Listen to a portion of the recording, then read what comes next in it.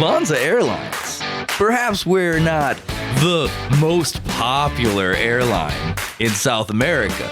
Perhaps we're not the safest airline in South America. But you know what we are? A family.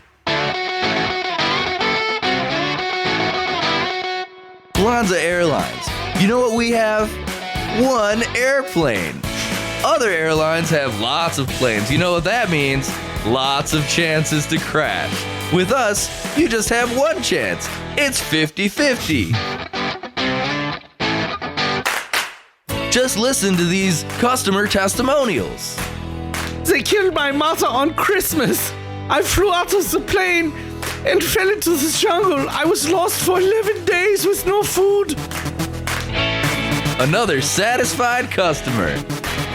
I am alive because of their incompetence. Lufthansa Airlines. Listen to this satisfied local. Tengo miedo. You're not gonna beat that. Lufthansa Airlines. Fly today.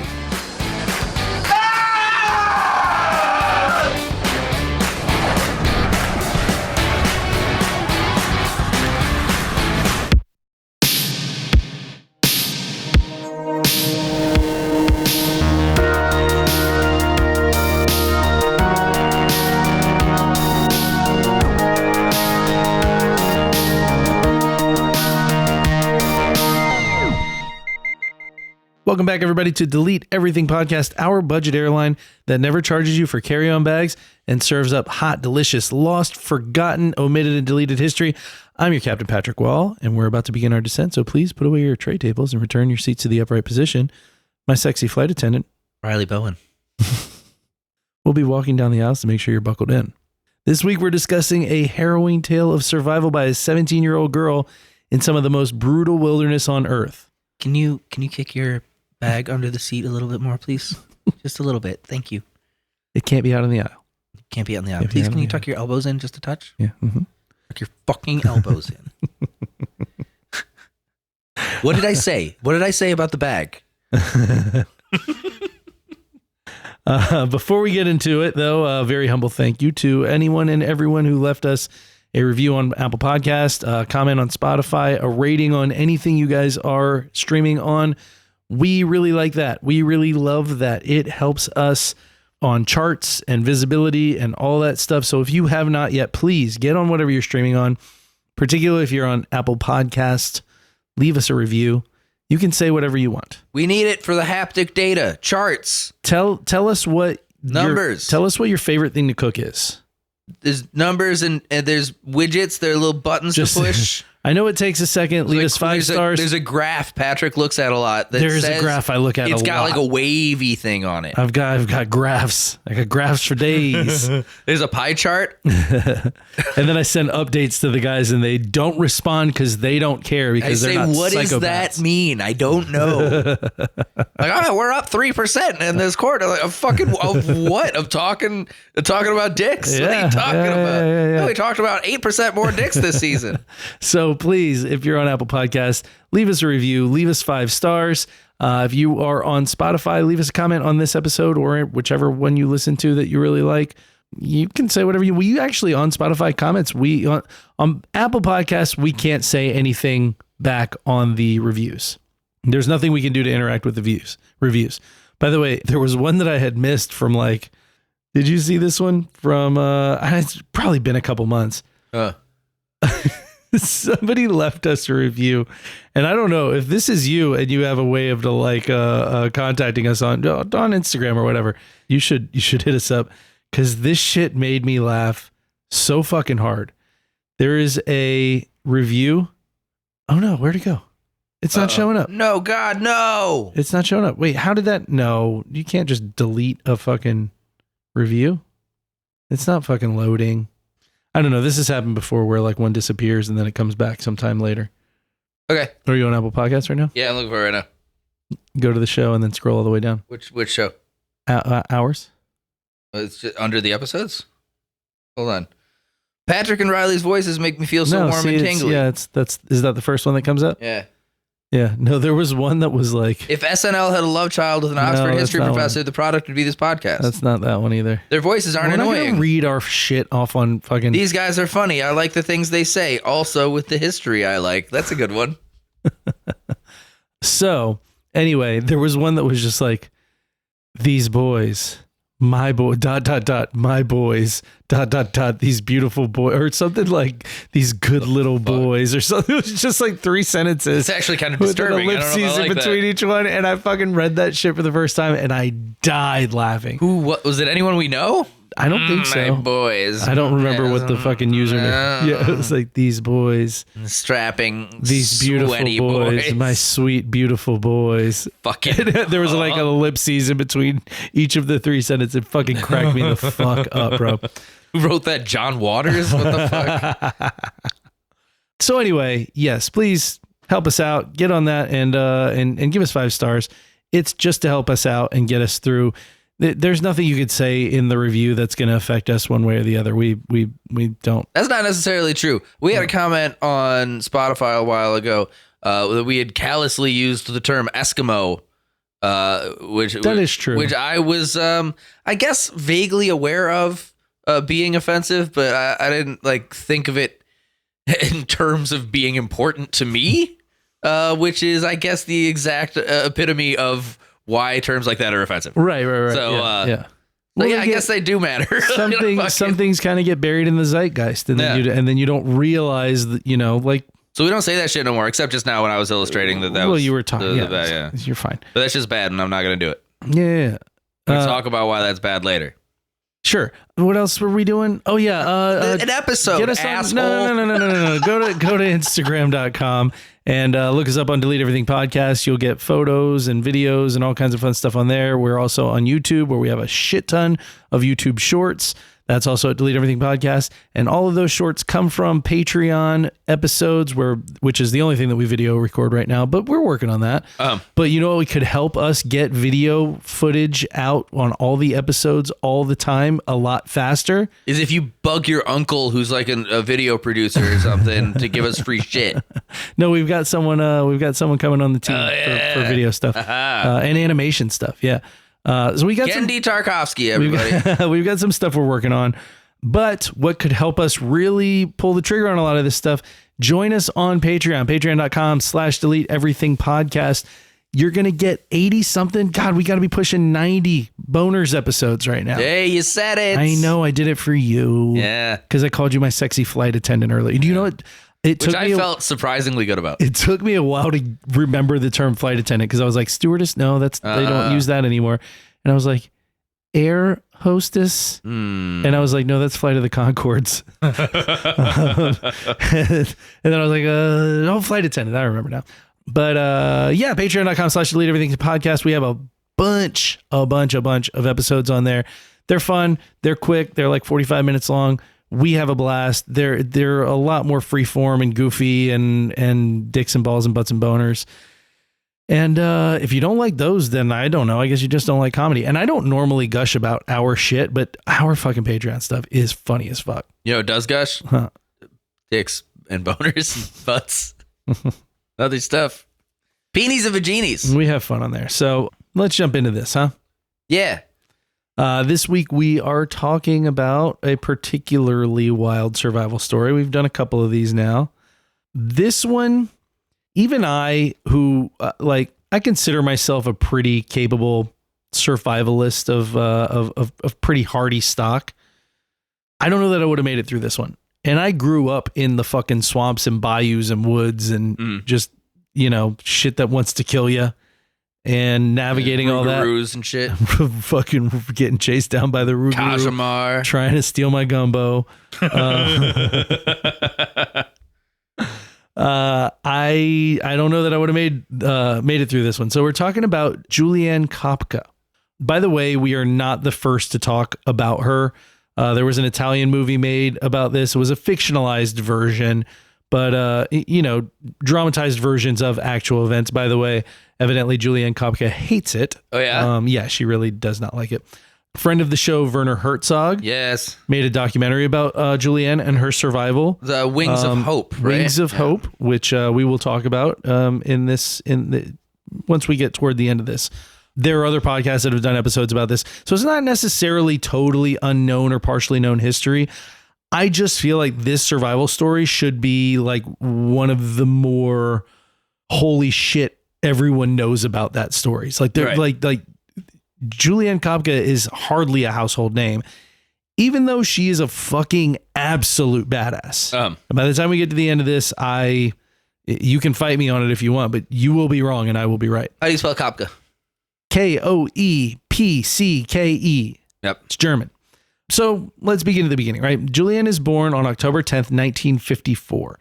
She is the only child of Hans Wilhelm Koepcke and Maria Koepcke. Hans is a zoologist from Germany, specializing in ornithology and herpetology. Yeah. Does Han go out like on, like expeditions by himself very often? Like, like does he do like solos? Does he Han solos? That's such a terrible joke to start off. Zoology. Did he ever discover anything? Did he discover like a bird called a Zimmer? Did he call it Hans Zimmer? He discovered that he could do the Kessel Run in fucking 12 parsecs. 12 parsecs? Is that was like 12? 8 parsecs? I can't 16 remember how many parsecs? It's How many fucking parsecs? I think it's 12 parsecs. I think you were right the first time. Don't second guess yourself, brother. It's 12 parsecs. Yeah. So Hans Wilhelm Koepcke and Maria Koepcke. He is a German zoologist specializing in ornithology and herpetology. Yep. Which is amphibians and reptiles. Amphibians and reptiles. Sorry. Isn't it ornithologist birds? Herpetology is amphibians and reptiles. Yes, ornithology is birds. Okay. Herpetology. Hold on a goddamn herpetology second. is amphibians and reptiles. It has nothing to do with herpes. He meets his future wife, Maria, while they're both studying at the University of Kiel in Germany, which is a very old, very prestigious university. By the way, Maria is also studying zoology, and she is an ornithologist as well. So, did Hans, by any chance, ever become like a professor of herpetology? Because if he got tenure, he could teach in herpetuity. I don't know what. Listen, we're trying to appeal to more college professors. Did you bump your head today or something? I'm so fucking tired. I got a new job. I work forever. I'm dead right now. I smell like vinegar for no reason. I had to recaulk this fucking this shower, and the fucking sealant is the fucking stanky vinegar shit. I know what you're talking about. I was playing with caulk for hours.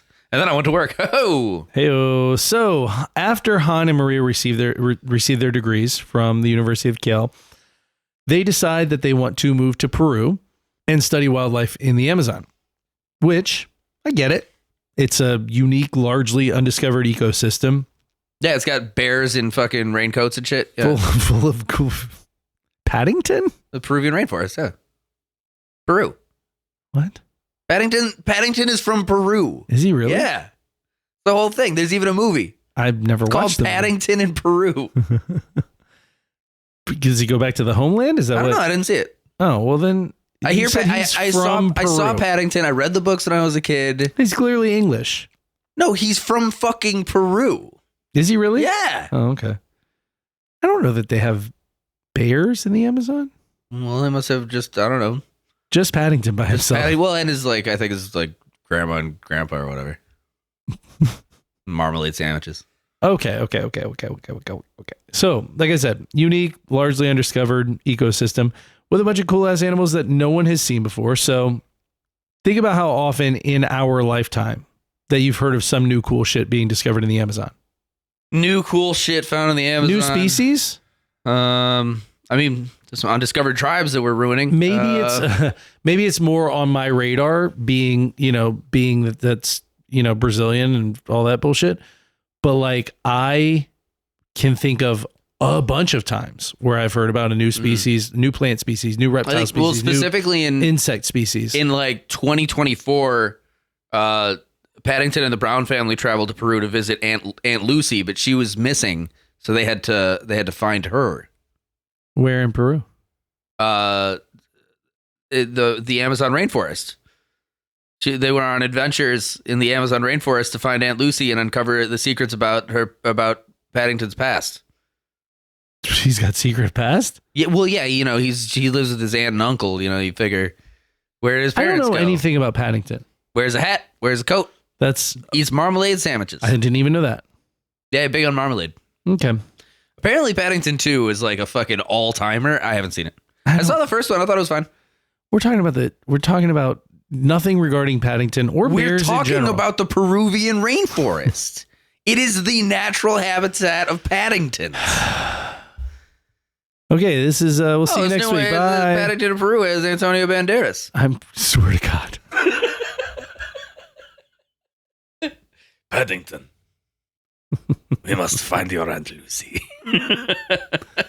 Your Aunt Lucy, she is lost somewhere in the forest, Paddington. I love that, like, Antonio Banderas is in this shit because it's like, fucking, do we know any Peruvians? No, just get Antonio Banderas in this bitch. Jesus Christ. He's like, what are you today? Middle Eastern? Are you Mexican? What's going on? I am Antonio. I would love to get through the first paragraph of this episode. Yes. So, this is in the 1950s that they're moving there, right? Maria's 26. Han is 36. They're in love. Lima, Peru is a pretty fucking cool place to be young and in love. Mm-hmm. And while they're in Peru, Han and Maria decide to marry, and 4 years later, they have baby Juliane. That's nice. Was Maria was she like a princess in Lima by any chance? What? Is she the princess, right? In Lima, you said? Yeah, they're in Han Lima. Solo, Princess Lima. That's a stretch. Yeah, I'm sorry. I'm done. I'm very tired. So for the first 14 years of Julianne's life, she and her mother and her father all live in Lima in the neighborhood of Miraflores, which is a really cool fucking neighborhood in Lima. Her parents help run the Museum of Natural History there until they decide that they want to be a little more hands-on with their research, and they create the Panguana Research Station in the rainforest. This was originally just a small wooden cabin on stilts with like a palm frond roof, and it was built by locals but then abandoned. Mm-hmm. But this is where Han and Maria want to spend the next 5 years, at least, researching, like just furthering their research. And it's in the rain. I mean, it's not super deep, but it's pretty well in there, right? This was my fucking dream as a kid, by the way. Yeah. To like live in a little fucking hut in the rainforest. I swear to fuck. Like I was like, yeah, I want to do that. Oh yeah. I had the same kind of dream, but it was more of like a deciduous forest. Yeah. Yeah. More of like a Midwestern. Just a pine forest. Not necessarily pine, mixed media. Okay. Yeah. Some spruce. There's some spruce in there. I like a broadleaf forest, you know. Okay. So I like that color, like the chlorophyll green that comes through on a nice sunny day in a broadleaf forest. sure. Yeah, I dig it. Some moss. Yeah. Okay. Preferably, the higher elevation so I can get a little waterfall going. Okay. So Han and Maria take their daughter with them to not only homeschool her from this research outpost in the jungle, but also to teach her about the jungle and its different species and how to survive out there and everything, right? What fucking kid wouldn't love that shit? Yeah, why not? Fucking Why not Amazon take your rainforest, 14-year-old into the middle of the goddamn Amazon rainforest? Sure, fuck it. Why not? Why not? There's no God. Apparently, Juliane was not a huge fan. I don't want to go to the jungle, Papa. We are a mountain people. I want to go clogging. I am not going, Father. Father, no. I shall not go into I want the Amazon. bratwurst and lederhosen. I will not go into the I Amazon. want chocolate. You should just turn into fucking Johann Gloop. It's Augustus Gloop. Augustus Gloop, that's I right. want the chocolate. The ants eat it all. So she loved being a schoolgirl in Lima and didn't love the idea of leaving all her friends to go be alone in the jungle. It would be some fucking hick living in the fucking woods like an animal. She does actually admit that like almost immediately she changed her mind once she got to Panguana. Like when she got to the research outpost and saw it and like, oh, monkeys. but it was a long, like her parents sort of announced that they were going to do this. Mm-hmm. And then it was like a long, probably year plus of them getting, places to store all their stuff, going through all their stuff, figuring out what stays, what goes, because they're just in a little fucking hut in the rainforest that's up on stilts. Like, and Han and Maria have a decent sort of group in Lima, right? Yeah. They work at the Museum of Natural History. Julianne's godparents live there, which I don't know if they were native Peruvians or if they were German also. There's a core group there in Lima, right? Mm-hmm. She goes to school. She's got all these friends, blah, blah, blah. So she's like, I don't know if I can do this whenever they announce it. And then there's like a year and a half of them just trying to figure out, what are we going to do with all of our shit? Where are we going to stay? Blah, blah, blah. They start to make the trek there. They don't even know where they're going to stay. Like there's this story that I saw where like, and this is Juliane telling it, where they made this trek over the fucking Andes Mountains and down into and it's like a 18-hour drive or some crazy shit like that. And some of those mountain roads, like those videos you see where it's like these big trucks going around mountain roads and it's like sheer cliff on the one side and the road's this narrow and you're like, oh my God. Yeah, hell yeah. And there's like people on top of the truck just hanging on and fucking, what are we doing? But fucking living. Yeah, I guess so. Or maybe not. Whatever. Depends on how much the drivers had to drink.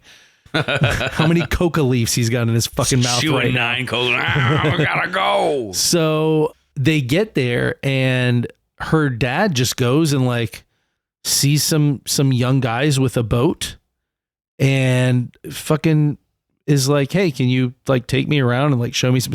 He had something in mind. Like that's what she said. Like he had a vision for where he wanted to stay. And so he just got these local guys to like take him around on the boat. And they went and Mom and Juliane stayed behind. And then eventually he found this fucking abandoned hut up there. They showed it to him and he went and walked around and stuff. And he was like, hell yeah, this is it. And he went back to the family. Like this is like gone for hours. Come on, girls, living in a hut. Yeah.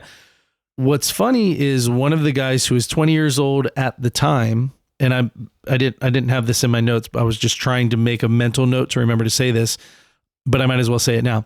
The guy's name is I think Moro, El Moro, which means the Moor. He's not even black. He's just a Peruvian looking guy. He's just a dark Peruvian guy. But he was 20 years old at the time. He was the one who showed her dad, him and a friend showed her dad where the place was. He ended up being there all the time, like helping and stuff. Obviously, Julianne's parents are passed away now. And she runs the Panguana Research Station, which is still there. Her and her husband run it. But because they're back and forth between Peru and Germany, when they're not there, this guy, Moro, has he became, because of Julianne's dad, became sort of a rainforest preservationist. Right. And he runs the fucking research station. He's like the caretaker of the research station when they're not there. Nice. Which is pretty fucking cool. Hell yeah.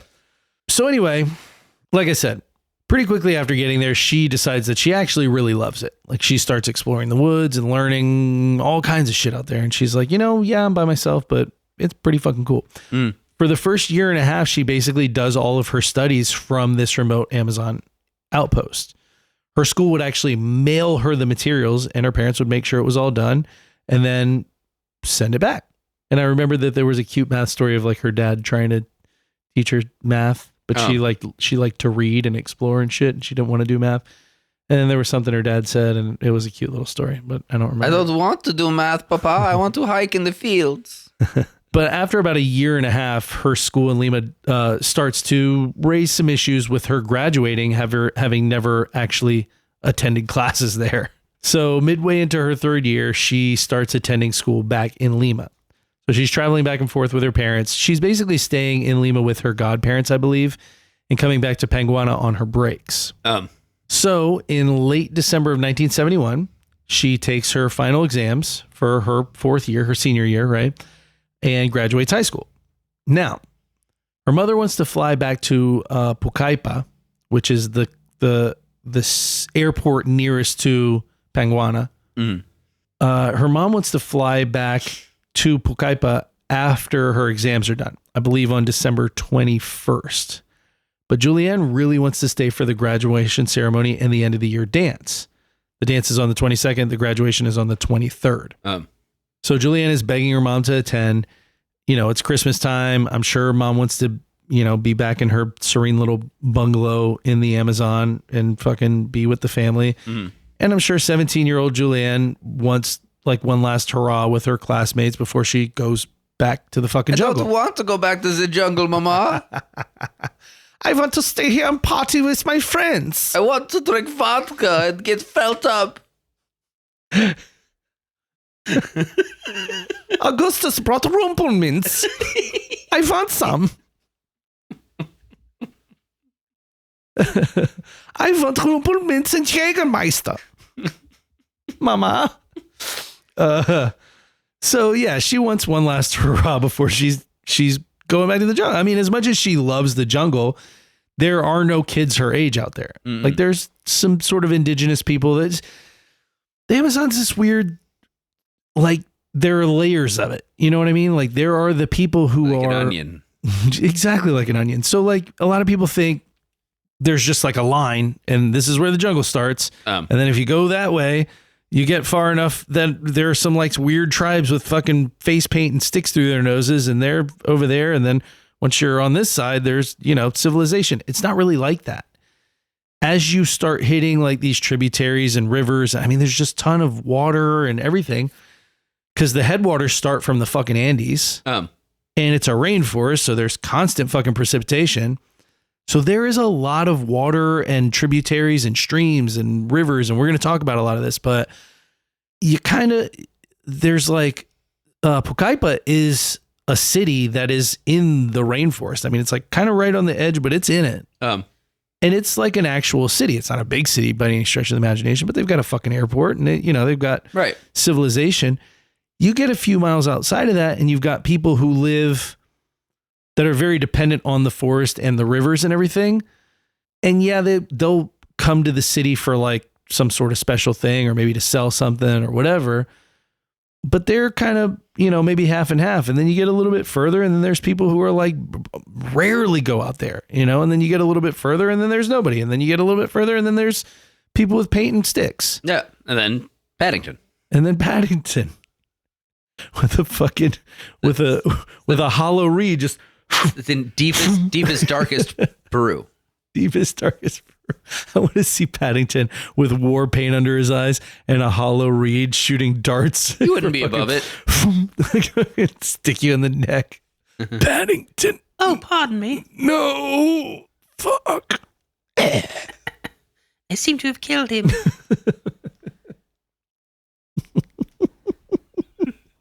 You're too deep in the forest, I am afraid.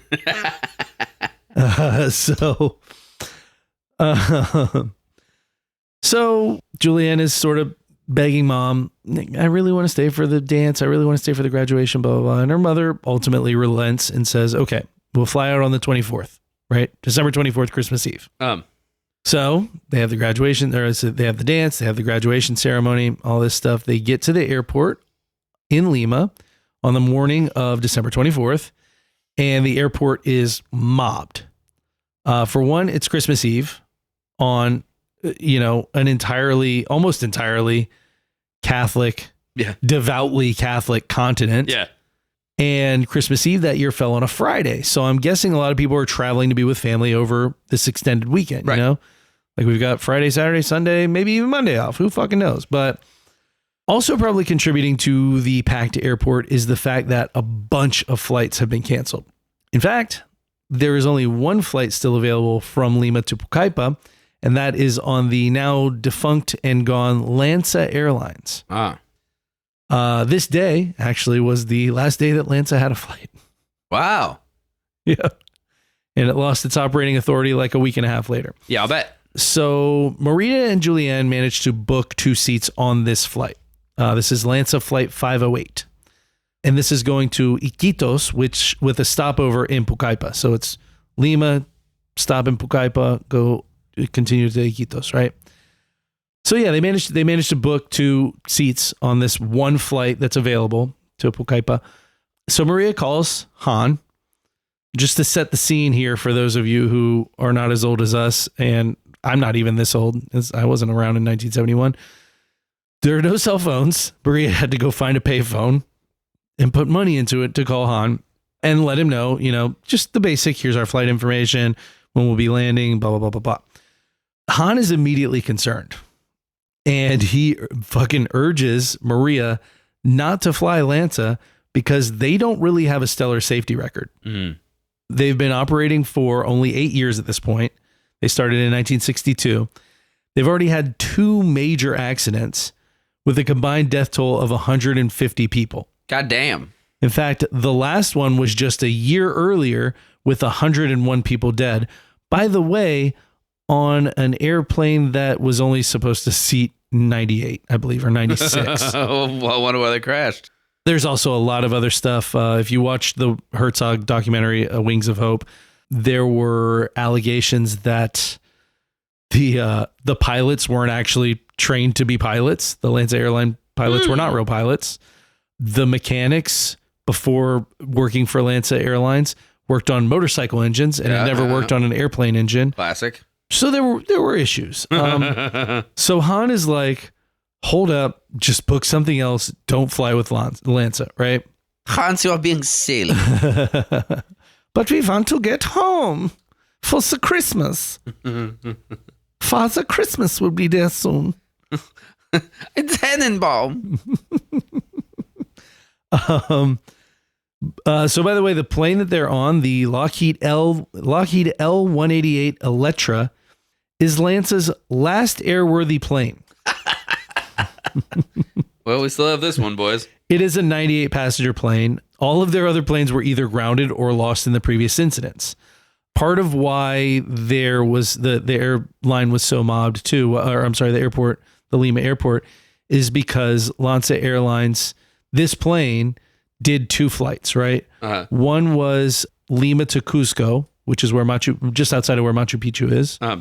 And the other one was was Lima Iquitos with the stopover in Pucallpa. And so they just kind of went bop, bop, bop, bop, bop, like back and forth with Lima in the middle. Yeah. Right.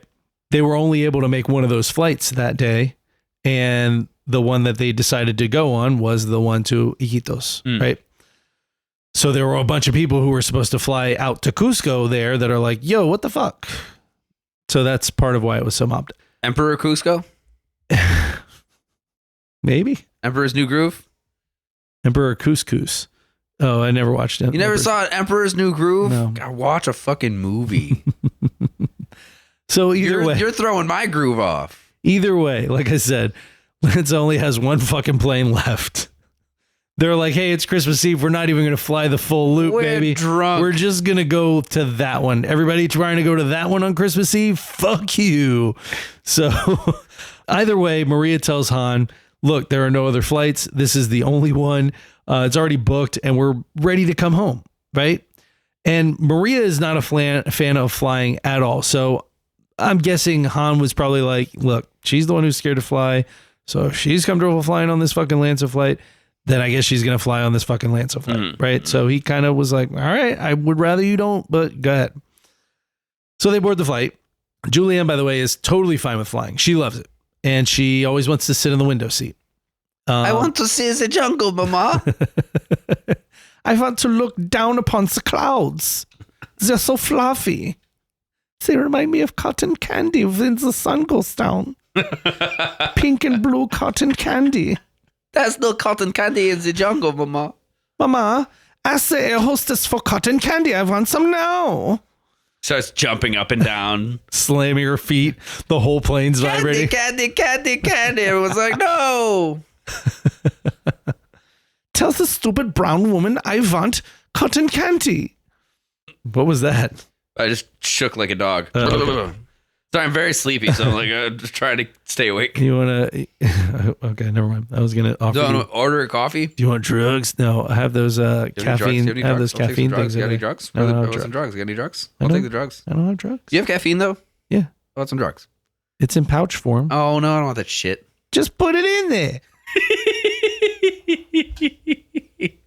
If I put I made the craziest face when I did that. just put it in there. Put it in there. So, Looked like Daniel Baldwin when you did that.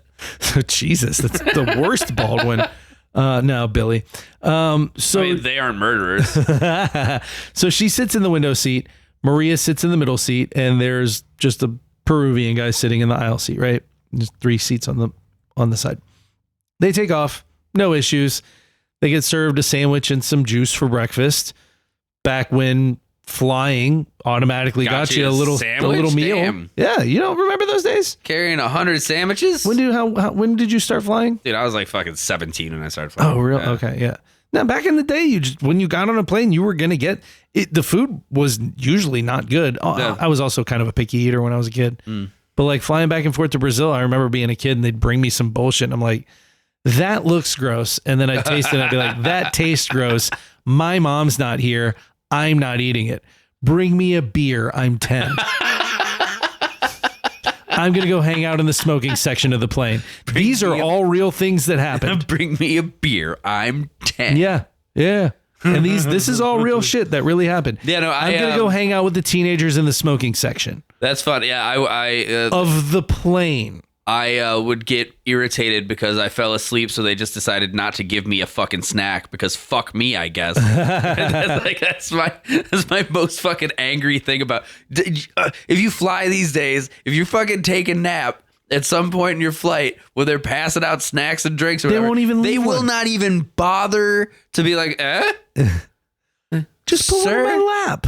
Just drop it in I'm like, my no, lap. fuck you. I don't want a soda pop and a bag of crackers. Yeah. It's only a 4-hour flight. Why the fuck would I want something to drink and or eat? You know, there's a little button you can push and they'll bring one to you. Yeah, well, Okay.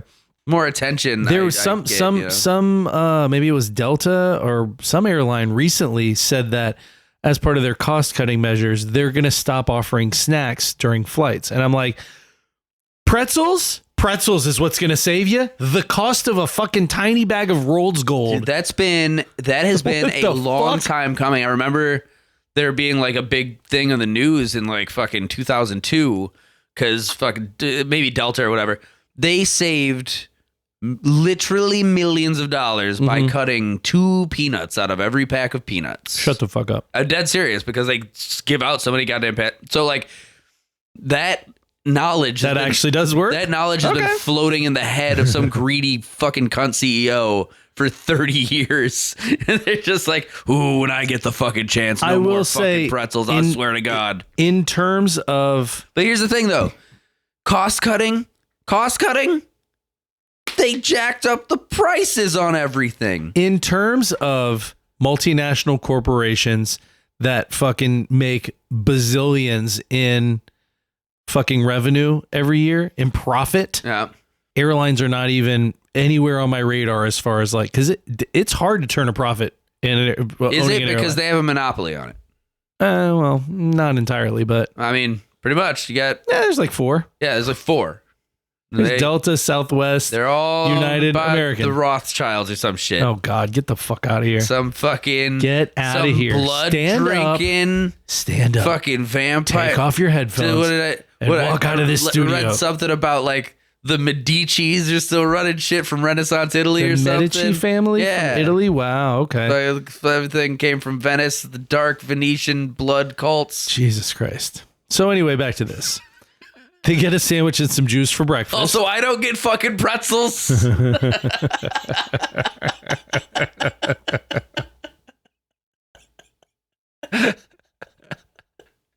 You've been running a fucking death cult since the fucking Renaissance. 600 years of pedophilia and murder, so I don't get fucking Since the motherfucking pretzels. first crusade, and I can't have a fucking Rhodes Gold, huh?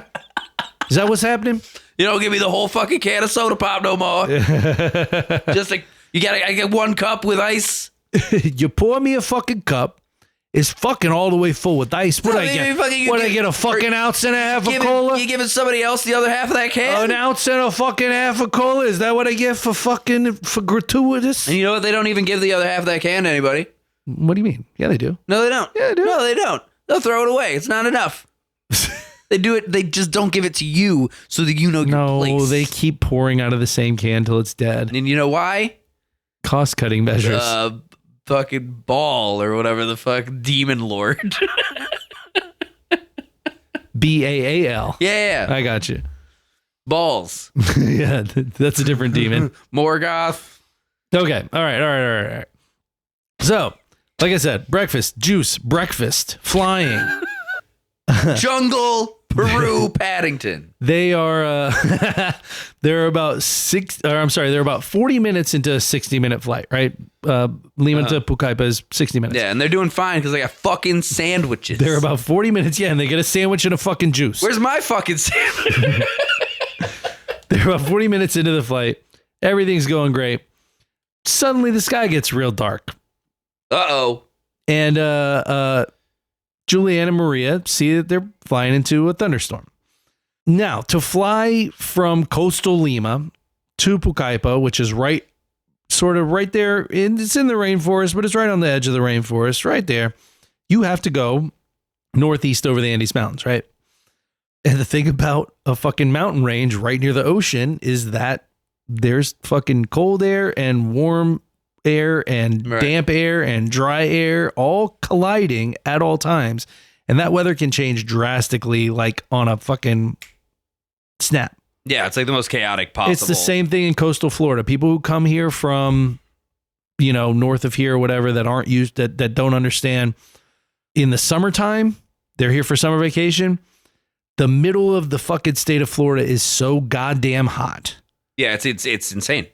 And all that hot air is pushing east, and it hits the coast where you have this cool, moist sea air, pushing west, and those things collide, and you can it's like 3:00 on the dot every fucking afternoon. Boom. You can Thunderstorm. watch the clouds go from almost nothing to, hey, that's a big cloud, to, hey, that's a big black cloud, to, oh my God, it's supercharged with fucking lightning. We're all going to die. Occasionally, my favorite thing in Florida to see is like you'll be on your way to work, or maybe I'll go grab lunch or something, and you look up and you're like, oh, is that a fucking like a tornado about to destroy everything? And there's a fucking water spout out of fucking nowhere next to the coast. Yep.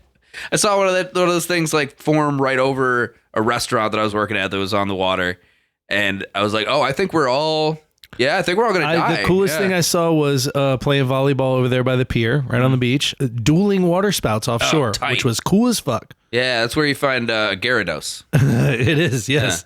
Yeah. I was fresh out of Pokeballs, just out of volleyball. So, like I said, same thing with the Andes Mountains and the Pacific Coast right there in Lima. The way that air flows and the difference in the air quality can cause weather to change really, really, really drastically and really quickly. So Maria and Juliane see this weather go from lovely and sunny to oh fucking shit in seconds. And Juliane recalls her mother, again, afraid of flying, Maria, kind of nervously saying, hopefully this goes all right. Mm-hmm. Right? Almost immediately after she says that, the plane starts shaking fucking violently. Like people's sandwich trays and drinks that haven't been picked up yet are like flying up and spilling on people. People's bags and suitcases are flying out of the overheads. There's Christmas presents because it's fucking Christmas Eve. Right. Flying out all over the fucking place. Obviously, people are screaming and crying and shit like that. And there's just fucking lightning popping off all around them. Boom, boom, boom. It's like fucking instant pandemonium. At this point, Juliane, who's seated in seat 19F, just near the right wing of the plane, sees like a blinding bright flash of light right there on the right side of the plane. And immediately the plane just fucking nosedive, almost vertical. Yeah. Almost vertical. She hears her mother scream, and now it's all over. And just all she can hear is just the fucking plane engines and the roar. She said she could see all the way straight, like because the plane was vertical, she could see over her seat all the way straight down into the cockpit. And there's just this fucking loud, crazy people screaming, engine roaring, blah, blah, blah. And she said suddenly it all went silent. And she realized that she was not in the fucking plane anymore. God damn. She is, because she had her eyes closed for a second. She opens her eyes. She's been sucked out of the plane. She's still strapped to her seat, along with the adjacent two seats with no one else in them. Her mother and the guy aren't there anymore. Wow. She is alone and free falling from approximately 10,000 feet in the air. God damn. Still strapped to the seatbelt, and the seatbelt was squeezing her so fucking tight that she momentarily loses consciousness. She comes back to a couple seconds later. She's still falling. She's upside down and spinning, facing downward toward the forest canopy. And I think it's like when you see, those slingshot videos you see every once in a while, a slingshot that people strap to. Yeah. And then you fucking go flying every once in a while. And their titties come out. Yeah. And every once in a while you see a video with somebody on it and they're like, they launch them. And then they pass out. They're screaming and they'll pass out for like 2 seconds and then they'll come back to and they'll start screaming again. They'll pass out for 2 seconds. Their titties they'll come back to and their titties are out and they're screaming and they pass out for 2 seconds. They're trying to put their titties back in their shirt, but it's ridiculous. And then they pass out and the titties have some blah, blah, blah, blah, titties blah. are They pulling, wake up, they're like, back in the shirt for a second. The titties are going from pulling positive G's to negative G's. So 1 second they're flat against their fucking tummy and the next second they're flat against their face. Black eye in the face with their own titties. Yeah, you get it. I think it was something like that. Like, so she passes out. She says from the pressure of the seatbelt. She comes back to a couple seconds later. She's still falling toward the forest, and she passes out again pretty quickly afterward. And the theory, because obviously she survives this, otherwise it wouldn't be a fucking survival story episode. So spoiler, she makes it. So the theory is that between the updraft from this storm, this really heavy storm that came out of nowhere, the updraft from the storm slowing her fall because of the seats that she's strapped to, because that's extra sort of surface area for this updraft. The bench itself spinning as it fell, almost like created like a centrifugal force. Almost like a maple seed. You know the maple seed when you drop it in, it goes because she was on one side. And then the third thing being the canopy of the jungle catching a lot of the impact, which is really just a fucking numbers game because you could as easily get fucking impaled by a tree branch as not. Whatever. Sylvester Stallone did like how many takes of that shit in Rambo, just jumping into a tree? 3 or 4, yeah. Broke his fucking body. But like in every movie he makes. Oh, yeah, broke my shit. Go. My fucking brain is broken now and I'm made of metal. So those 3 factors, basically, if she hadn't broken away from the plane, still strapped to the entire row, she probably would have fallen to her death. Yeah. When she comes to for, a second time? She was awake, she passed out, she woke up, she passed out. She wakes up the second time. She sees that she is unstrapped on the forest floor. She's laying in mud under the cover of the bench. So the bench was kind of sitting like with the back as the top, like the back of your seat being the top and the butt of your seat being the side. And so she's kind of underneath it. Mm-hmm. She doesn't remember it, but she thinks that she came to long enough to release the buckle of the seatbelt and just crawl under the cover of the fucking of the bench, right? By the way, a lot of this comes from a story that Juliane herself wrote for Reader's Digest in 2013. She hasn't really talked about the whole ordeal a bunch. In the immediate aftermath of her rescue, she gets rescued, more spoilers. She did everything to kind of disappear from the public eye.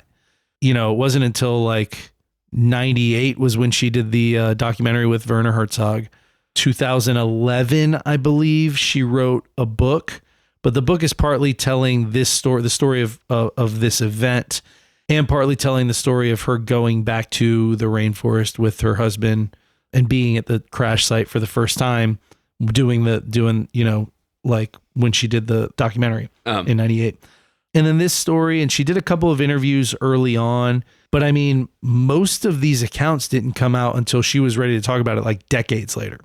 Aside from that, there isn't a whole bunch, which considering the fucking insanity of this story, she could have milked this shit for like worldwide fame, for life probably. Yeah. At any rate, she wakes up briefly. She clocks that she's unbuckled and under the 3-seat bench, and she proceeds to pass back out for the rest of that day and all night. So that's the 24th done, right? She wakes up the following morning, and that's like the first opportunity that she has to really assess the situation. Like I said, her mother's seat is empty. Quickly, she comes to the conclusion that she is fucked. Mega fucked. There's no sign of anyone else around. She sees a little bit of light coming through the forest canopy and recognizes that she is in the Amazon. Her left eye, she's got like a fucking severe concussion. Her left eye is swollen completely shut. Her right eye is swollen, mostly shut, but she's got a little slit she can see through. She just fell out of a fucking plane in a lightning storm. 10,000 feet and survived. It fell with no parachute. Yeah.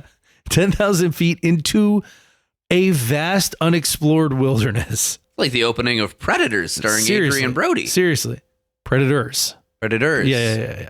Like I said, left eye swollen completely shut. Right eye mostly swollen shut. She's got a little slit that she can see. Her glasses are missing, so she has almost no Super far-sighted fucked. vision. That if I fucking found myself alive in the jungle with no glasses, I would kill And myself. only being able to see out of like a little portion of your right eye. That is not a joke. If I fucking woke up in like a perilous situation that I had to walk my way out of without my glasses, I would probably commit suicide. Oh, that's not even it. So she's very nearsighted, so she has no fucking farsighted vision in the one eye that still works. Yeah. She's got a fractured right collarbone, compound fracture all the way through. Her collarbone was Sticking out of her fucking it neck. wasn't. It hadn't broken skin, but the two breaks, the two parts are overlapping. I broke my collarbone like that. You know the big knot I have on my collarbone. That was from a compound fracture. Yeah, she's got a fractured right collarbone. She's got a deep gash that's about an inch deep in her left calf. She's got a torn ACL. She's got another wound on her upper right arm. And also on top of all that, she was traveling in a little short, thin, sleeveless summer dress with little open-toed white sandals. That's what she was traveling in. Now that's her gear for being lost in the Amazon rainforest. She still have her sandals? She's got one. One of her sandals is missing. Yep. Fuck me. One of her sandals is missing. So You know, it's interesting. Werner Herzog did another movie about people surviving in the jungle with one sandal. It's Rescue Dawn with Christian Bale and I'm not Steve familiar. Zahn. Yeah, they like two guys with no shoes trekking through the Vietnamese jungle after they escape from like a fucking prison camp. But they only have the one flip flop that they keep like alternating. They'll be like, yeah, you can wear the sole for a while. now there's only a 3/4 chance that we impale one of our feet on a tiger trap smeared with poop. Right? Yeah, exactly. So, you know, this whole concoction here is not really a great recipe for survival success. I don't give a fuck who No, you you're pretty are. much dead. Yeah, middle Unless of a you meet like a friendly bear. middle with marmalade sandwiches aplenty. Middle of a giant, largely unexplored, dangerous wilderness that extends for thousands of miles, battered to piss, wearing a sheer little mini dress, no foot protection, almost no eyesight. Fuck, dude. So once she gets her bearings and clocks all of her fucking injuries, I guess, she starts crawling around calling for her mother. Well, bad news, kid. Yeah. She is like severely concussed. She gets no response, obviously. She realizes pretty quickly that it is just her there. She gets to her feet. She manages to take a few steps. And as the fog starts to clear, she sees that there's not a ton of evidence of a plane crash. Like there's some stuff, but it's not a lot. It's not the whole plane. Because that's been spread out over however far fucking 10,000 feet will get you. Well, I got this somewhere further down in my notes, but the plane was struck by lightning. Yeah. The right wing, that bright flash was a lightning bolt hitting the right wing of the plane, and the plane fucking disintegrated in midair. They couldn't find the wreckage immediately afterward. There was no like big plume of smoke like you normally see with a plane crash.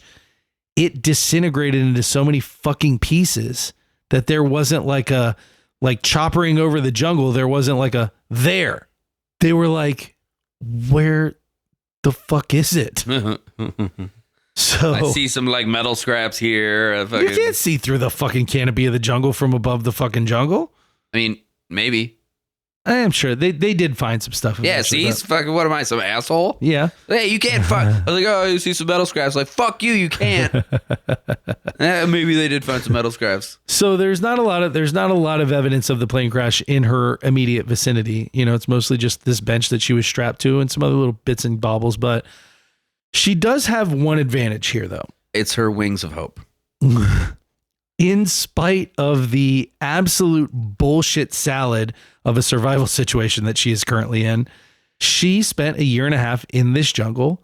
She knows a lot about the different things she's going to run into. She's not aware of it, but she's actually only about 30 miles away from her parents' research station. And she found a chest with a bow and arrow and 3 health potions in it. And marmalade sandwiches. Yeah, she's only about 30 miles away from Panguana Research Station. And a lot of the flora and fauna here is the same shit that she's used to. Because the Amazon is such a wide expanse that it's not all the same from one side to the next. Like there's different shit that grows in different areas. But this she all knows. This she all knows. All this she knows. All this, there it is. She knows all this. That sentences is how made. This knows she. Yes. This all she knows. How you say? How you say, is this All this, all this all is this she is knowing. Yes? Is this how you say? I am knowing this flora and fauna in this rainforest. Is this they have the Edelweiss? Fauna is fun to say. Fauna is, that is exactly how a German people the German people. I can't talk today. So yeah, she spent a year and a half here. She knows it, you know? So like she's used to all this. And also when she was younger, her father really stressed how easy it is to get turned around in the jungle. So at a very early age, she started like she would go and explore the jungle by herself, and she got used to marking trees. Like in a very like Theseus in the Minotaur's labyrinth with the thread, right?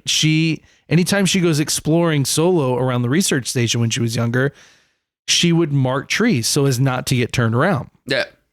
So she's smart about making sure she doesn't lose her bearings. Like very quickly, as she's like clearing this fog from this fucking concussion because she fell out of a plane, she's like, okay, like let's get our bearings here. Let's not start off getting lost.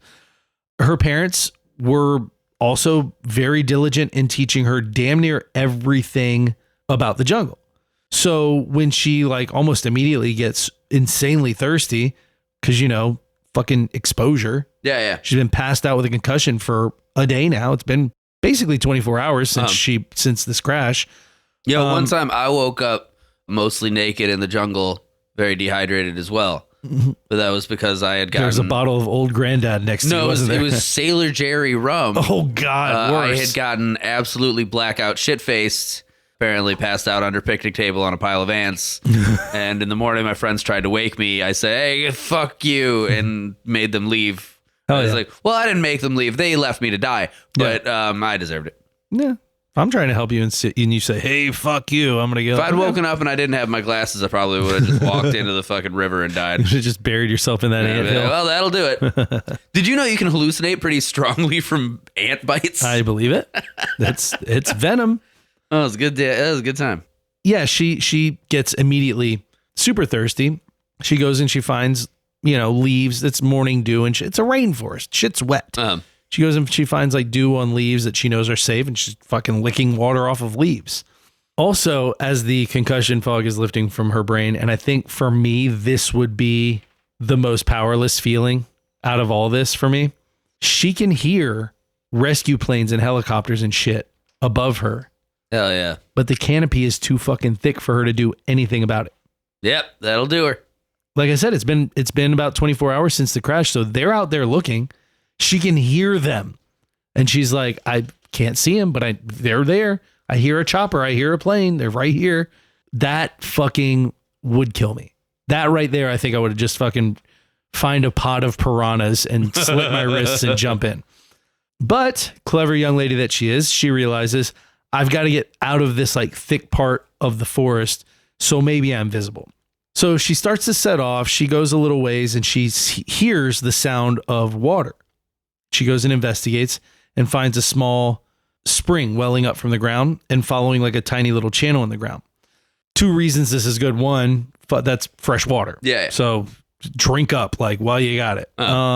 2, I mean, the fucking river that she was in is freshwater too. It's all Andes, but I mean that river's a little more parasitic. Like river is more. What's that shit you get when you drink? Giardia. Yeah, that's not good. From animal poops. That ain't no good. And that will fuck you up. That'll fuck you up for weeks, and then you die. Months. You die then, really, in the jungle. I knew a guy who got Giardia and was fucking sick for like 2 months and lost like 120 pounds. God damn.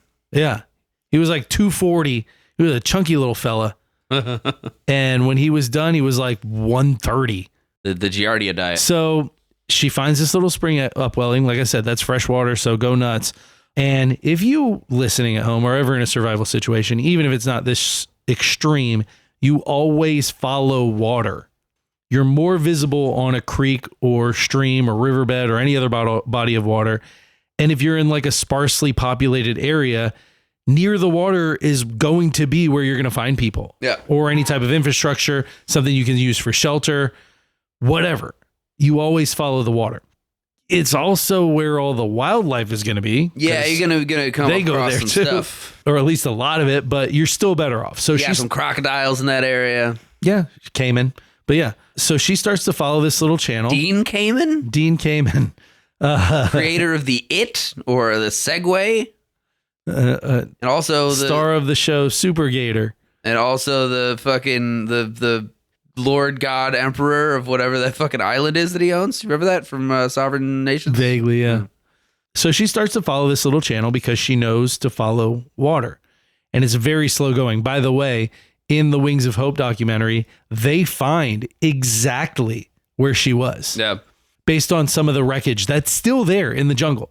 Fucking 50 something years later, 55 years later. Hell yeah. Well, I guess at this point it was like 27 years later or something like that. Yeah. It's probably still there. So they find the exact like little channel, and she knows, like I said, to follow this water. This channel is winding through, like the jungle, the Amazon jungle doesn't really have a lot of direct paths there. Yeah. You know what I mean? Like, especially here. Every day is a winding road. Yeah. So every time there's a big ass tree like falling over this little channel, this little gutter of water, she's got to figure out a way to limp around. She's not going to crawl over it. She's got a broken clavicle and a fucking gouge in her leg and a fucking torn ACL and a concussion and can't see for piss.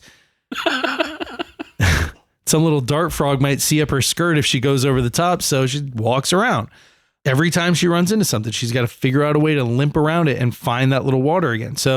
But eventually that little channel starts to widen into a little stream that she can kind of walk beside. Still slow going, but she spends that entire day following the stream before she finds some shelter and falls asleep. That was basically how she ended every day. She'd find a spot in the bank, something that had a little bit of cover.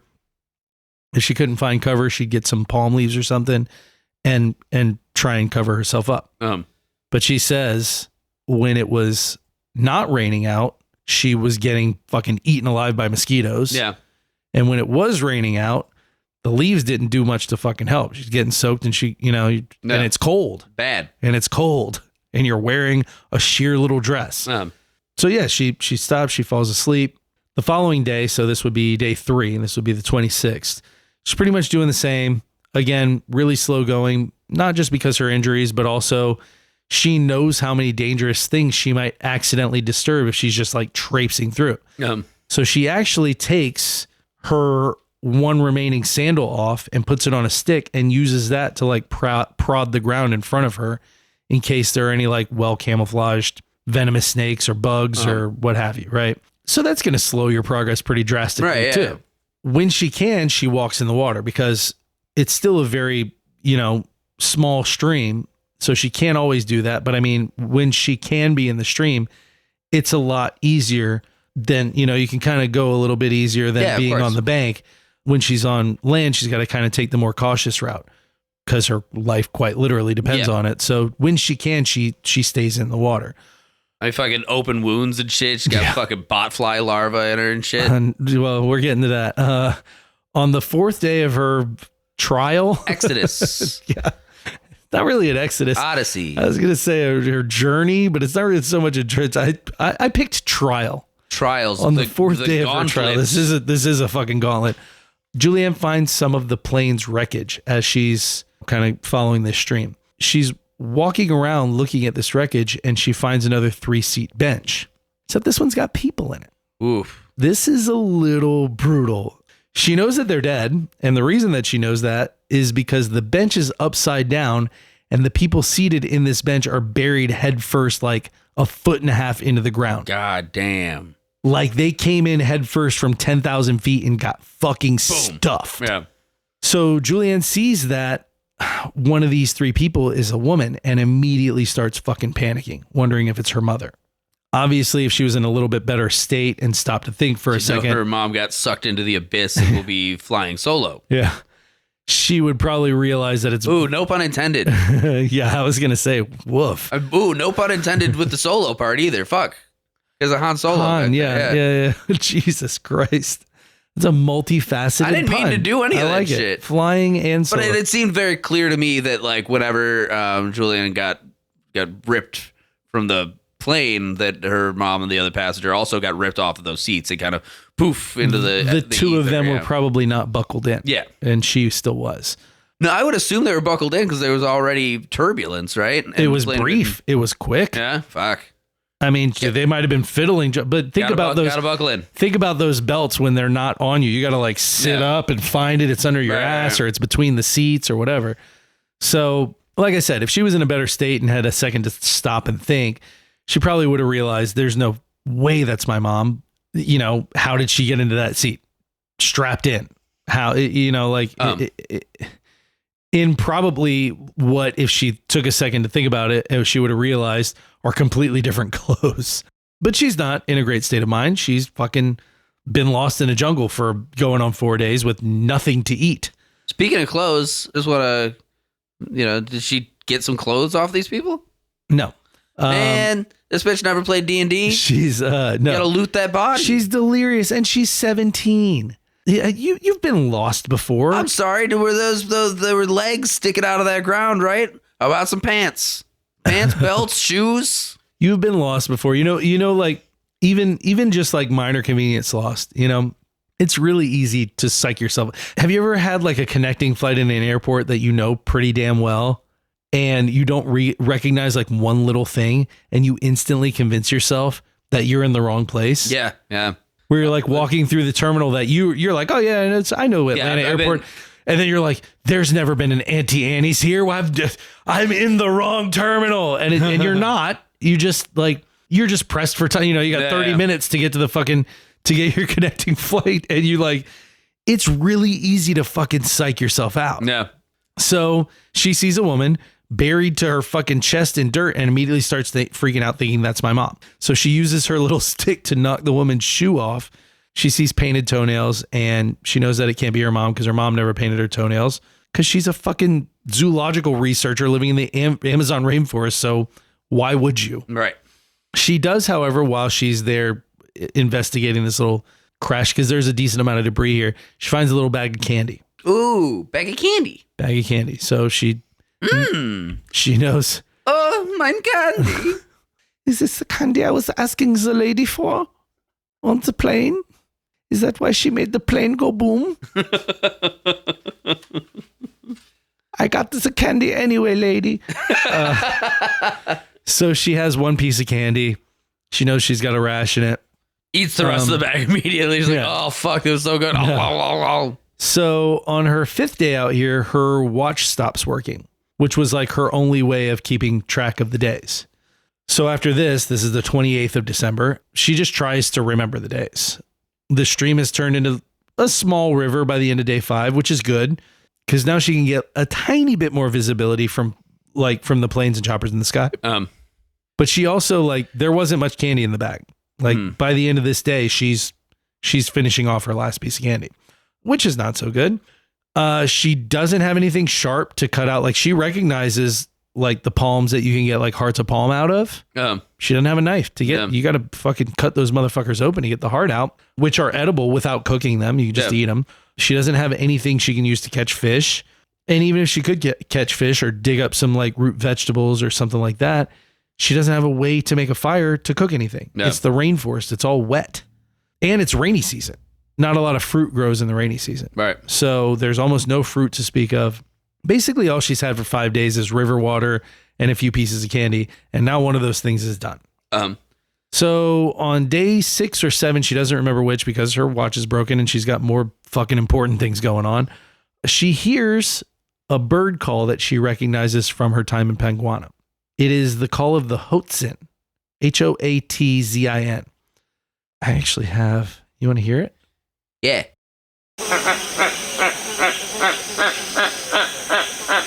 Sounds like fucking Beavis and Butthead. So she hears this bird and she recognizes it. She heard it all the time in Panguana. This is a bird that they're like prehistoric looking ass birds. They've got like hooks on their wings. They got like claws on their wings. And they nest on the banks, like near the banks. They have like these hastily put together little nests. Damn thing looks crazy as fuck. Did you look it up? Looks like a goddamn dinosaur bird. It does. It looks like a dinosaur bird. Like a phoenix. They have these like hastily put together nests, but they nest on big open parts of the river, right? So she hears this bird call and she's like, I know that bird call. I know where they nest. There's got to be a bigger river here somewhere. Like There's got to be some fucking eggs in that bitch. There's got to be a Right. fucking baby bird I can crunch on. She's not climbing any trees. So yeah, she's like, I know I've got to be closer to a bigger river. Oatsin smell like poop. Do they really? Yes. Gross. So she picks up the pace. Like she's got a purpose now. You know what I mean? Like she's been 6 or 7 days of just slow going through this fucking forest. And now is her first sign of like something to be hopeful for. So she picks up the pace. Hope that came on wings. Wings of hope. Yeah, now she's got an objective. So she walks for a bit and soon she starts to hear the sound of like a bigger river flowing. And she's amped because a river means people are nearby. So she keeps walking. She finally comes to this large riverbank. Again, she has no idea where she is because she doesn't know where the plane was when it got struck by lightning or where it was that she landed. But she's on the bank of the Ucayali River or Ucayali River, Ucayali. Ucayali. I don't know. Fuck it. I would say Ucayali River, but it might be Ucayali River. Anyway, it's a major Amazon tributary, and it is definitely a frequently traveled river. Oh, back to my probably most disheartening thing. If I were in Julianne's shoe, in her one sandal, Yes. while she's standing on the riverbank, she hears planes in the distance. Yeah. But as she hears the engine noise fade out, she realizes that they are going in an opposite direction from where she is. So she just made it to an area where she's way more visible than she has been at any other point in the 6 or 7 days that she's been trudging through this fucking jungle. And she's immediately dismayed and thinking, they probably found everyone and they're done searching. And as the fucking chopper passed on a megaphone, they're just like, we're gonna stop looking for you. It was actually the end of the search. We're done. That was actually the last day that they searched. We assume you're dead. Yeah, they did. Oh, and I should mention this as well. The wound that she's got on her upper right arm, she caught a botfly bite on it at some point. Fucking knew it. AKA she's got botfly larvae in her arm. Yeah, she got bugs growing out of her rotting flesh. Yes, her upper right arm is starting to ooze with live maggots that are feeding on her flesh. If anybody is unfamiliar with the botfly is a South American insect that lands and lays its eggs inside of living flesh. Yes. The maggots that come out of the eggs. If you or an animal or whatever have a cut on you and a botfly lands on it, they lay eggs inside of you and the maggots sustain themselves on you. So it is one of the most horrifying things in all of nature. Yeah, that's a fucking what's really crazy development. What's really crazy about it is that if it's not treated, they will eat you alive and continue to breed inside of your flesh forever until dead. There's nothing left of you. And then once you're dead, you will become the botfly harvest. Yes, you will become I can't think of his name. Jeff Goldblum, Brindlefly, the botfly. Did I ever tell you about the botfly horror story I wrote? No. So I wrote this horror story. It was one of my favorite horror stories I've ever written. Actually, it's about an entomologist couple that were trying to have children, but the woman was barren, right? So they're having marital troubles while they're out studying insects in the jungle, right? And there's a cave in, and the woman gets stuck in a mine, or like a caved in mine, and she's wounded, and she starts getting eaten alive by botflies, right? But she's trapped and she can't get out, and they just continue eating her, and she starts to the whole story was based on the concept of her losing her mind. As she's eaten alive by the fucking botflies, and then starts thinking of them as her children. Oh. And she becomes this this grotesque fly creature. Is this also directed by It was very David Cronenberg? It's very Cronenberg-y. Dude, like, I mean, like, the details I put into this were fucking disgusting. Directed by Like, David Cronenberg. Things like she should have starved to death already, except the botflies had started to fucking breed inside of her esophagus and they were just dropping into her stomach. That's It's disgusting. fucking vile. So then when the husband who's been looking for her finally breaks into the cave, this rotten, mottled, fly-ridden, just maggot creature comes out. It's like, our children! Oh, gross. Yeah, that's a cool story. I like that one. Okay. So now that she's hit a major river, the Ucayali River. Now that she's hit a major river, I don't know how many like videos or photos you've seen of major rivers in the Amazon jungle. Hundreds of thousands. But the vegetation grows right up to the riverbanks. Mm-hmm. There's like not a lot of bank to speak of. So she can't really walk along the banks. She comes out on kind of a large bank, but as she starts walking down the river, she pretty much loses banks pretty quickly. Yeah, so it's just you can either be in the river or you can be hopping around the trees. She decides it's time to float. Well, there you go. In her words, quote, progress is so slow that I decide to swim in the middle of the river instead. Stingrays won't venture into the deep water. I have to look out for piranhas, but I've learned that they are dangerous only in standing water. I also expect to encounter caimans, but they don't generally attack people. They generally don't attack people, end quote. Yeah, she spends the next couple of days floating in the river by day and then finding a spot up on the riverbed with some kind of adequate shelter by night and then just repeating. Sounds delightful. It's a nice river float. Of those three things, do you know which one's the most deadly? Stingray. The stingray. Yeah, as our good friend Steve Irwin discovered. The Amazon stingrays? The Amazon stingrays are the gigantic fucking mud burrowers, and right? the poison in their barb is like, fuck you up. Yeah. You're going to die. Those things bad. are like the size of a car. They're crazy big, right? I don't think they're quite that big, but they're Fucking big. pretty decent size. Bigger than a person. I mean, Maybe. I don't know. if a person was like laying on them. We could like, riding one like a majestic fucking. You get two, one on each foot. Yeah. So yeah, the Cayman's like there's a part in the documentary where she's talking about this specifically, saying that like really the only time you have to worry about piranhas are in standing water. If the water's flowing, she's like you can.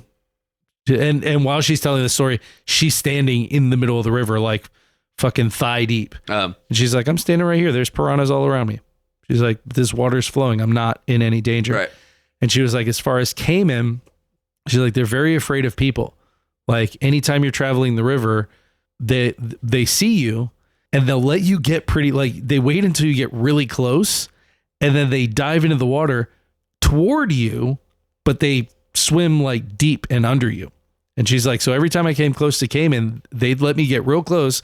They'd dive down and then they'd go under me. That's interesting. Yeah. She's like, I wasn't worried about them. So she spends the next couple of days, like I said, in the river by day, climbing up onto the riverbed and trying to find a place to sleep at night. And then just over and over, when she's in the water, she's like bumping into logs, which she's got to navigate without injuring herself worse. Because again, this is rainy season. And this is in the southern hemisphere. This is late spring, early summer. So all of that water from the Andes is melting. So all those rivers are like rushing pretty quickly. You get two fucking logs, smash you in between them, and you are fucked. Yeah, fuck that. Yeah. So she's like bumping into these fucking things and going, okay, I got to get around this fucking thing before I get hurt. She also, while she's spending all these days floating in the river, getting direct sunlight, she's German. She's very fair skinned. She ends up getting 2nd-degree burns from Jesus Christ. Sun, like she's blistering and bleeding. Blistering, those blisters filled with botfly larvae. Yeah. She is getting weaker and weaker, having, more trouble standing up like in the morning when she wakes up, when she's got to stand up and get back in the water. She's having more and more trouble just standing up and getting back into that water. Every passing day, she's starting to hallucinate. She'll like be floating down the river and randomly think she sees like the roof line of a house, or that she hears chickens, only to like kind of come out of whatever reverie, whatever sort of zone she goes into while she's floating and investigate, and there's nothing there. 8 days. This is on day 8. She's 8 days with almost no food, a couple of pieces of candy, and she just is drinking river water to keep her stomach full. So on day 9, she spends the day drifting. She gets out as usual when she sees a decent part of the riverbank, and she crashes for the night. But when she wakes up, she sees something that she hadn't noticed when she got out of the river the evening before. She sees a boat. A boat. A boat. I think it's on the opposite shore from where she is, because she describes getting into the water and swimming to it to make sure it's real. Because she's like, okay, I'm going crazy now. Yeah. Now the hallucination isn't disappearing. It's so she goes there and actually like touches the boat to make sure that it's real. And it's fucking real. Hell yeah, boat. So she looks around. Upgrade? Yeah, right. She looks around and she sees a path up the riverbank, and she's like, oh my God, there are people here. Mm. She says that she was so weak that it took her literal hours to crawl up. She said up the bank was about a 9-foot elevation change. Took her hours crawling to get to the top of the fucking this little hill, on the other side of the bank. And when she gets up there, she sees a small shack. There's no actual house, no dwelling, but there's a little shack. And she's like, the owner of the boat, like any second now, somebody's going to come out of this, right? And somebody's going to come out of this shack. The owner of this boat has got to be in there, but he or she or they are not inside that shack. God damn it. She stays there waiting. It's close to dark at this point, and she just passes out in the open on the top of this little hill above the riverbank. The following day, day fucking 10, she wakes up and she sees that there is still no one around, but the boat's still there. It's starting to rain, so she manages to gather her energy and she makes her way into the shed. While she's in there, she sees a can of gasoline, and she remembers something that her father did. Set herself on fire. She recalls that they had a dog with a wound full of maggots when she was younger, and her dad poured gasoline into the wound and forced the maggots out. Ooh. So she siphons gas from this can and dumps it on her arm and pulls about 30 maggots out. Jesus Christ. This is legitimately one of the most badass girls in history. Hell yeah.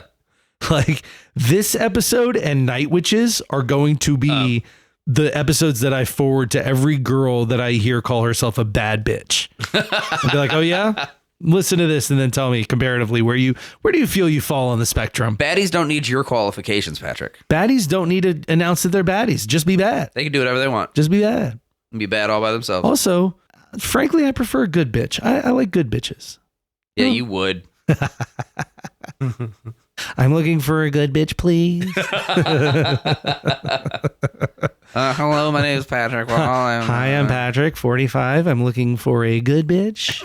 Bad bitches need not apply. So, Jesus Christ. So she goes into this shack because it's raining. She wraps herself up in a tarp. She squeezes 30 maggots out of her fucking arm. Hell yeah. There's lunch. She's in this shed. Her arm probably burning from gasoline in an open wound. There are still more maggots in her arm, by the way. I saw somewhere that they had to remove like another 20. Hell yeah. So she lays there for the day out of the rain, and she resigns herself to continuing on the next day since there's clearly no one in the vicinity. Right. However, around twilight on this 10th night, she hears voices. And so she gets herself up and she comes out of the hut. And as she's standing there, 3 men come out of the forest and are probably like, what the fuck is that? That's a ghost. This is why white girls don't just in the jungle. Yeah, no. Fuck? White girls in creepy little summer dresses, all tattered and beaten. I need your boat. Keep in mind that, yeah, these are people who live in and around the rainforest. Yes, they have a boat. Yes, they have materials to build a little shack, but they don't live with most of the modern luxuries that people in the rest of the world do. And this is in 1971. Yeah. You know, these are indigenous folks with some interaction with like the outside world, but they're still more on the folklore side of things than they are on the modern education side. So, of course, they initially think that she's some local fucking legend water spirit called Yamanjabut.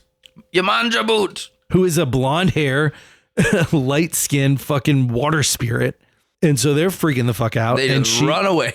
No, she's fluent in Spanish, so she speaks to them in Spanish, and she's like explains everything to them, and they're like, "Oh, okay, sure thing, sneaky, Yeah, whatever, Yamanja boot. sneaky water goddess." Manja Like, boot ass. sure, you're gonna rip my heart out of my chest. I've heard this story. You're not getting me. Yeah, and so they beat her with sticks. No, just kidding. The end. No, they give her some food and they give her some limited first aid. They keep her safe in the shed for one more night because it's already twilight. So the next morning they put her in the boat and they take her 11 hours up the river where she is airlifted to the hospital. God damn. This is day 11. She's reunited with her father the day after her rescue. Her mother's body isn't found for another 9 or 10 days. On January 12th is when they find her mother's body. Apparently, there were 14 other people who survived the crash, Whoa. but succumbed either to their injuries or exposure or dehydration. Her mother was one of the ones who survived. No shit. Yeah, and probably died of her injuries. The best guess was that she died of her injuries, but she was probably alive for a few days in the jungle before she succumbed ultimately to her injuries, That's like worse. which Juliane said really fucked her up. Yeah. Like, I mean, as I think it would anyone, like knowing that you made it out alive and finding out like you were separated from this loved one and you made it out, that person survived initially, but ultimately was fatally injured. Yeah, they're also probably no more than like a mile apart. And probably spent their last days torturing themselves over your fucking whereabouts. Yeah. Injured with injuries that they are eventually going to die from, and mentally just fucked up, wondering, That's bad. where are you? And like that would fuck me up. That would fuck me up real hard for a long time. That's therapy fuel Yeah. for like a while. But yeah, man, 92 passengers, 91 deaths, and the sinking of an airline. Sinking of an airline? The airline was no more after this Like flight. Lanza Airline. Yeah, Lanza is no more. That was their last Well, flight. maybe good, Yeah. She did ultimately help authorities find some of the wreckage that they could find out there. She was in recovery for months. She developed an intense fear of flying, as one would probably expect. I mean, fucking every ounce of this story is a PTS story in the making. Every time it rains, every time there's lightning, every time she sees gasoline. Yeah. Can you imagine dating? If there's a fly around, she's like, no. Can you imagine dating like 25-year-old Juliane Koepcke and you want to take her on a nice vacation or something, and she's like, nope, I'm not. You can't even get mad. I don't do planes. I don't do boats. You can't even get upset. Do you know what happened last time I was on a plane? What are you going to argue? No, I do know. And you know what? We'll stay home. On the We'll meantime, have a staycation. I mean, on the other side, she's probably be cool with whatever you wanted to go for dinner. The lady will have a small bag of candy, and I'll take the filet mignon. Fuck. No. The lady will have a small bag of candy. That's enough for you. You made it 11 days on a small bag of candy. You're fine. What's crazy is like the fucking from the impact, whatever impact she had to her head, all of the fucking dude.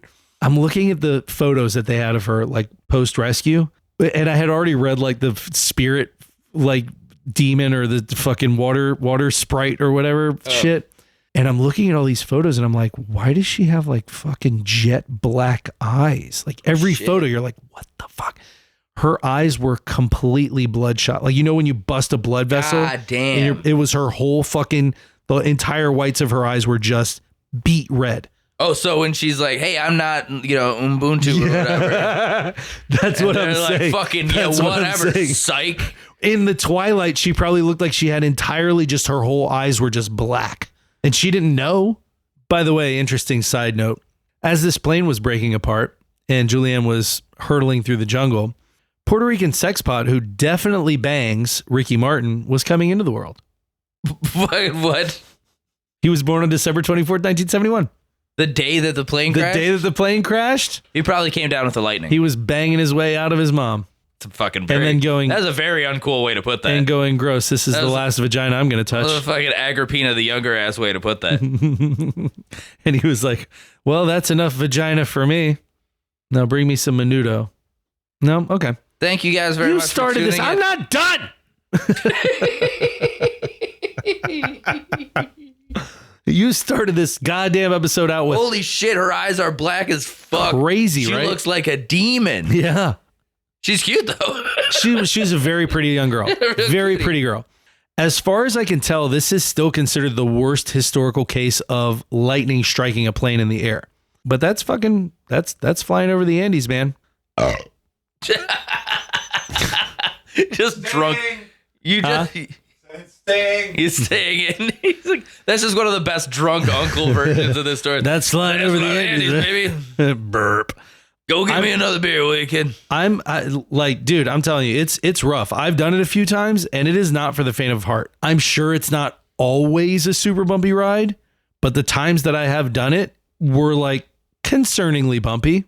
Yeah, I can see that. Never as bad as that fucking flight back from Chicago last year. Remember that I talked about on the fucking podcast? That actually made me like grip the fucking seat and go, oh shit, this might be it for me. I usually like turbulence. I do too. Normally turbulence doesn't bother me at all. I just go, come on. Come on. The drop that we had on that pressure change though was like, we must have easily dropped fucking about 50 to 80 feet. Like this, bow. Then you get hit by lightning, and then you end up on the Amazon. Luckily, like, what? I was in Chicago. Luckily. Oh, I mentioned the Werner Herzog documentary earlier. Yes. Wings of Hope. Wings of Hope. Wings of Hope.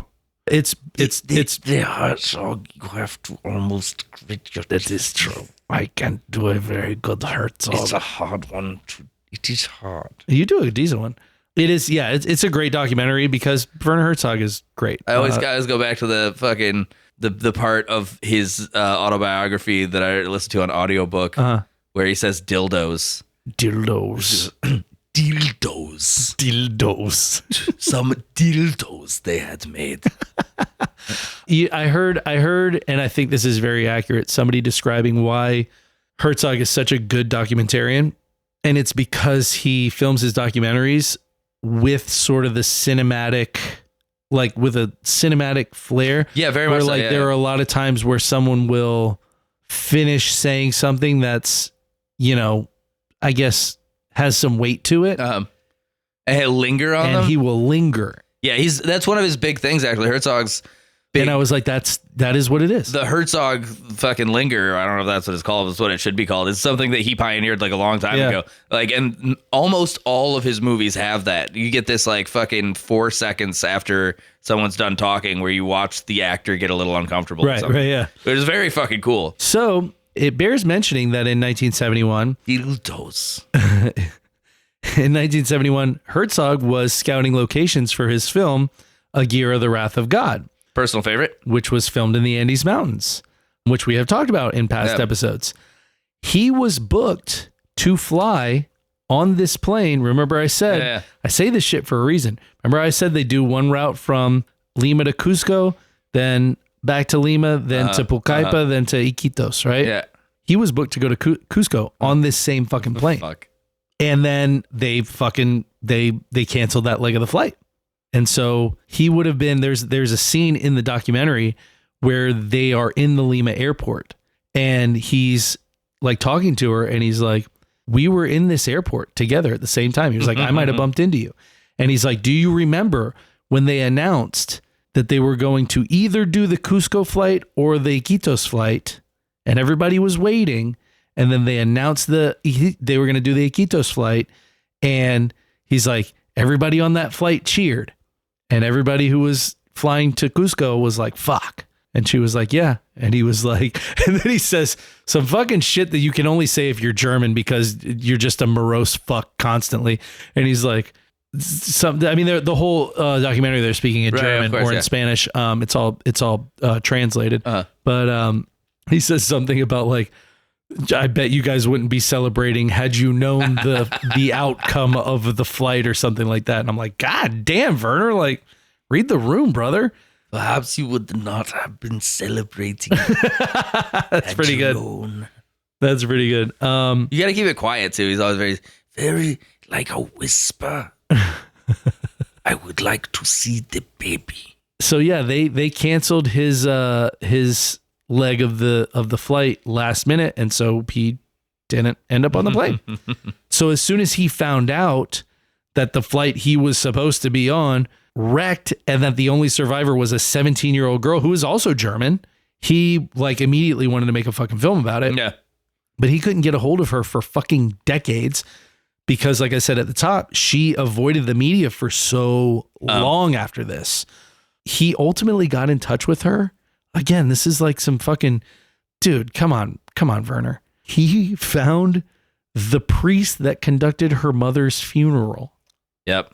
And had the priest reach out to her. That's fucking Herzog. Like Herzog to a T though is like he will always. I feel like he doesn't do anything. I feel like Herzog doesn't go for anything until it's like, yes, that is the way to do it. Like he's like, he probably fucking didn't contact like any doctors or anything or any shit like that. Right. But when the priest came up, he's like, yes, that is the one. Yeah. So, but I mean that wasn't until, like I said, 97, probably 98, they filmed it. I mean, the turnaround on that documentary, it's only an hour and 5 minutes long. He's a bunch of those actually. Yeah. It's pretty low budget. We talked about it before. Herzog's done like fucking 80 documentaries or something. And a lot of them are under an hour. Yeah. So some of them are like 11 hours, but most of them are like really quick. So, but that's why this documentary didn't happen until 1998. And Juliane helped with the documentary. She returned to the crash site for the first time for this documentary. By the way, on the flight there, she sat in 19F, the same seat that she had on Christmas Eve, 1971. But she did say like sitting in that seat and going to the crash site and everything was sort of therapeutic for her, which is I think why she was, however, irritated at the lack of sandwich options they had on the flight. Why don't they do sandwiches and juice anymore? Just pretzels? What is this Rhodes Gold? But I think that's why she opened up a little bit after this documentary was when she kind of did like, she wrote her book. She did this article, like I said, the Reader's Digest article, and her book is called When I Fell from the Sky. She wrote that in 2011, which I read a decent amount of, and it's very interesting. It's a good book. Is it about when she fell from the sky? It is, but like I said, it's also it goes back and forth between the events of that day and her returning. It does like her and her husband does coming back. What I like to call a last emperor. Yeah, intercutting the past and the present. Exactly. And like in the documentary, she's in Koepcke for the first time since I guess the last time she left Koepcke. She never. I don't know that she ever. Well, yeah, I guess she must have flown back because she flew back to Germany for medical care. But there's a statue in the town square. And it's got like a little fucking plane that says Lanza on it. And there's like a memorial to all the people that died and stuff like that. And she's like, this is her in 1998 for the documentary. She's like, this is the first time I'm actually seeing this. And there's like the grave sites of all the people that I think like 60 something of the people were actually buried in Koepcke. It's not, they're not in the ground. They're not interred. They're like in a little mausoleum, like a long mausoleum with all the fucking things in there and pictures and like little in memoriams and stuff. But that was her first time back there. Yeah, so she wrote that book in 2011. Good book. And then, like I said, the Reader's Digest story was 2013, which is where I got a lot of this information because it was her account versus a lot of the other stuff I found, where some of the timelines were different. There's like a lot of times when I do this stuff, there's like there's so many different, I don't even want to call them like news outlets. It's like, right. allthat'sinteresting.com and shit like that. And it's like, well, that's like when we were doing research for feral children. Like it's so easy to find a site that's got some weird little fucking sound bite or blurb for a topic, but very few things with like, especially with topics that are this interesting, but like can be thrown off like a factoid. It's so hard to find like the actual story behind it. Well, so normally, and I think I've said this before, I like pull up the Wikipedia and then I pull up as many other pages as I can find. I sort of have all these tabs open and then I read all of them. I read every single one of them and I kind of try to like clock any differences in the timelines or in the stories or whatever. It's so weird. It's not weird. I do the exact same thing. I'll do it with like audio programming, YouTube videos, movies, podcasts, stuff like that. I'll put on a bunch of different things in sequence and like get the story in my head There was a time when I did a lot of YouTube video, but with like the proliferation of like AI slop, I just kind of like, I was like, this is too much. So I just read. I try and find as many sources as possible. That's a problem reading though too now, because like you'll notice their fucking social media is huge with this right now. It'll be like an interesting historical factoid, but it's written in this meter that's almost like fucking iambic pentameter. That's like like fucking seriously like so Shakespearean. Fucking say like you come across like a little picture of like Ray Charles or something, and it'll start out. It'll be like he was born a little boy in Florida, and then it'll be a big space, and then another like stanza, and then a space, and another stanza. But like, I think he was born in Alabama, actually, or whatever. Fucking, it would be like, the most important day of his life was when he got fired by Little Richard, or but it'll be like this. He was Alabama or Mississippi. It'll be this fucking bullshit hook, and then the same like metered storytelling. It's the same story written in the same style, right? Again and again and again for all these different factoids. Yeah. And it's fucking annoying as shit because it's long, right? And it's dumb, and it is. No, he's born in Georgia. It's technically, it was hence Georgia, but like those, Georgia's on his mind. AI like fact stories are technically informative and true, but like there's just something infuriating. It's like it's written for dumb people. Exactly. It's just fucking. It's for me with the videos. It was like. Once I'd start clicking on them and it's that fucking bullshit AI voice. Yeah, it takes me right out of it. Yeah, I'm like, because I want. Did you know? And I'm like, what the fuck you? Like what we do is storytelling essentially, and the storytelling element of being a person is very fucking important for stories like this. Yeah, I want to hear the context. Like I listened to a podcast about the next topic that I'm gonna write about.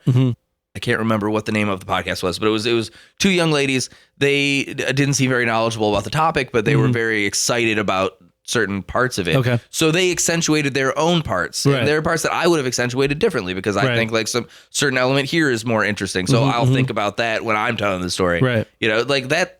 I mean, that's the oral tradition. That's how stories should be passed down. Yeah. I agree. Give it to a fucking robot. But yeah, so anyway, I used the Reader's Digest because it was her account, so I really leaned more heavily on that. There was stuff that she left out of the Reader's Digest, like the maggots spewing out of her arm. That's not really what your average Reader's Digest grandma wants to read, so that was like left out. It's good detail. I pull everything together. But definitely a big thank you to Juliane for that article because it was a great source, and I think she ate those maggots. I would have. I would have been pulling maggots. Protein, you're hungry? I would have been pulling maggots out of my arm, one every hour. Eating my own fingers. No. Anyway. If you liked this episode, please let us know. Get on whatever you are streaming on and give us 5 stars. If you're on Apple Podcasts, leave us a review. We like those. We need those. We want those. And we will love you for it. If you're on Spotify, leave us a comment on this episode or any of the other episodes. Check us out on Instagram, Delete Everything Podcast. Check us out on YouTube at Delete Everything Podcast. Check us out on Patreon at patreon.com/Delete Everything Podcast. Use code word BOTFLY for a discount on our OnlyFans. Gross. Anyway, we'll see you next week. Bye. Bye.